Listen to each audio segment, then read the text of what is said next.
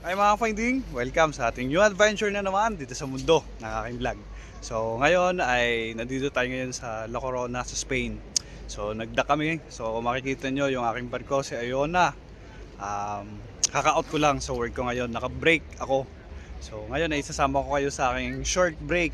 Nagta-travel ako for today para mabigyan ko rin ng konting bagong video yung aking mga subscribers kasi medyo matagal-tagal na rin ako hindi nakapag-upload ng aking vlog. So ngayon ay kailangan ko mag-relax. So re-relax ko yung aking sarili para kasi grabe yung work sa loob ng barko. So kailangan ko rin mag-recharge. So ngayon napakaganda ng lugar. So nandito ako ngayon, nag-iikot. So as we can see, makikita nyo yung aking background. So napakaganda dito mga finding. Actually first time kong bumaba sa port na to.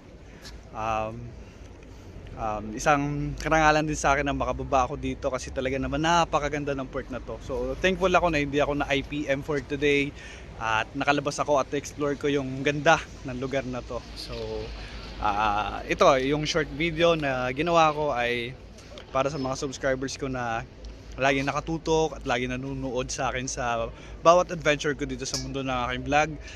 Thank you kasi lagi kayo nandyan at lagi kayo susupport sa aking video. At maraming salamat at lagi kayo nagstay. So pasensya na kung hindi ako masyado nakakapag-upload kasi sobrang busy talaga at medyo may problem din sa connection pagdating sa internet. So ngayon mga finding ay nandito nga tayo sa La Corona sa Spain. At nakakatuwa kasi nakapag-travel ako ng free, makakapag-work ako. Ito lang yung talagang pang-relax ko sa sarili ko. So after ng mahabang oras sa trabaho sa barko ay talagang sinisikap ko na magkaroon ako ng opportunity na makalabas at makapag-explore at makita ang ganda ng mundo. So yun lang mga finding at maraming salamat sa mga subscribers at sana hindi kayo magsawa at palagi kayo nagstay sa aking bawat adventure dito sa mundo ng aking vlog. So maraming salamat mga finding and see you sa aking next na adventure dito sa mundo ng aking vlog.